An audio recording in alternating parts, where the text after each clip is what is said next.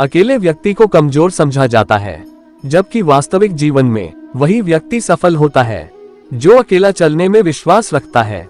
आजकल के युवाओं में यह मानसिकता बहुत तेजी से बढ़ती हुई दिखने लगी है। एक कारण ये भी है कि बीते कुछ वर्षों में अपने करियर पर ध्यान नहीं देता है। दोस्ती बनाने के मामले तेज रफ्तार से बढ़ते दिखे हैं। अधिकतर लोग बने बनाए रास्तों पर भीड़ के साथ चलना पसंद करते हैं।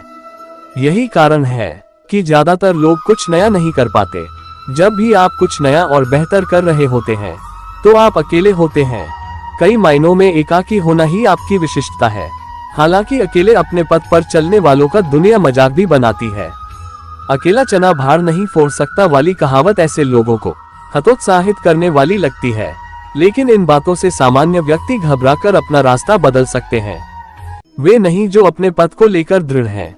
जो व्यक्ति दुनिया के मजाक, तानों और व्यंग्य की परवाह न करते हुए आगे बढ़ते चलते हैं, वे ही इतिहास रचते हैं।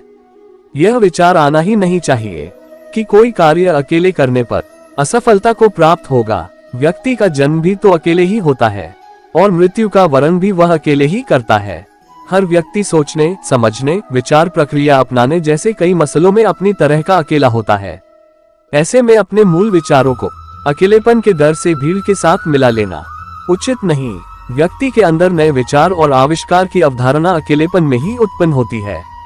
यही कारण है कि अक्सर वैज्ञानिक, लेखक और बुद्धिजीवी भी अकेले कमरे और एकांत में ही अपना कार्य, शोध, लेखन या विचार मंथन करना पसंद करते हैं। अकेला व्यक्ति निर्बल नहीं बल्कि सही मायनों में शक्तिशाली होता है। धरती पर जिस प्रकार मौसम में बदलाव आता है, उसी प्रकार जीवन में भी सुख दुख आता जाता रहता है। मित्र गरीब है या अमीर मायने नहीं रखता, बल्कि वो आपके बुरे समय में आपका साथ कितना देता है यह मायने रखता है। धर्म चाहे जो भी हो, अच्छे इंसान बनो, हिसाब हमारे कर्म का होगा, धर्म का नहीं।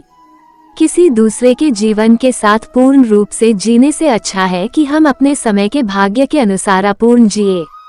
खुशी के लिए काम करोगे तो खुशी नहीं मिलेगी, लेकिन खुश होकर काम करोगे तो खुशी जरूर मिलेगी। जब आप दूसरों के लिए अच्छा चाहते हैं तो वही अच्छी चीजें आपके जीवन में वापस आती है। यही प्रकृति का नियम है। आपका मूल्य इससे तय नहीं होता कि आप क्या है, यह इससे तय होता है कि आप खुद को क्या बनाने की क्षमता रखते हैं। हंसता हुआ मन और हंसता हुआ चेहरा यही सच्ची संपत्ति है। कमियां भले ही हजारों हो तुम में, लेकिन खुद पर विश्वास रखो कि तुम सबसे बेहतर करने का हुनर रखते हो। जितना इंतजार वो आपसे करवा रहा है, समय आने पर वो इतना देगा कि संभाल भी नहीं पाओगे। मन को शांत और स्थिर करने के लिए भगवान कृष्ण ने बताए हैं 2 उपाय। किसी भी चीज को समझने के लिए सबसे पहले मन को शांत रखना चाहिए और फिर काम पर ध्यान देना चाहिए, क्योंकि हम मन से ही प्रश्न खोज लेते हैं और मन में ही जवाब देकर बैठ जाते हैं। भगवान कृष्ण ने मन को शांत रखने के लिए 2 चीजें बताए हैं। भगवद गीता में भगवान श्री कृष्ण कहते हैं, मन का बेचैन होना उसका स्वभाव है।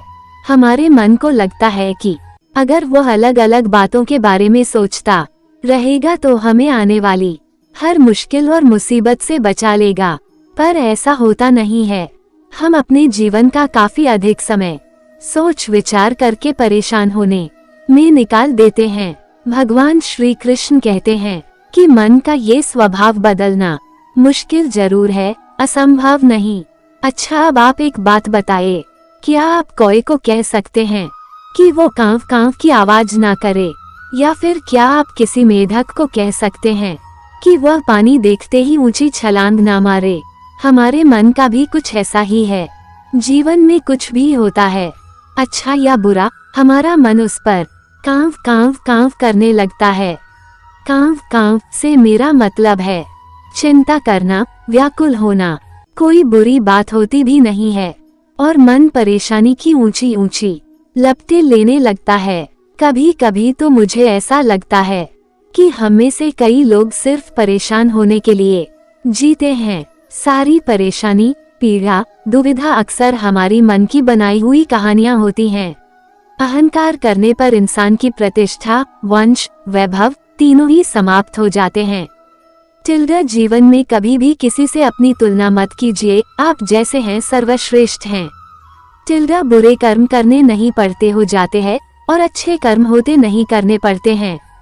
टिल्डा जो अपने मन पर नियंत्रण नहीं रखता वह स्वयं का शनै शत्रु बनता जाता है।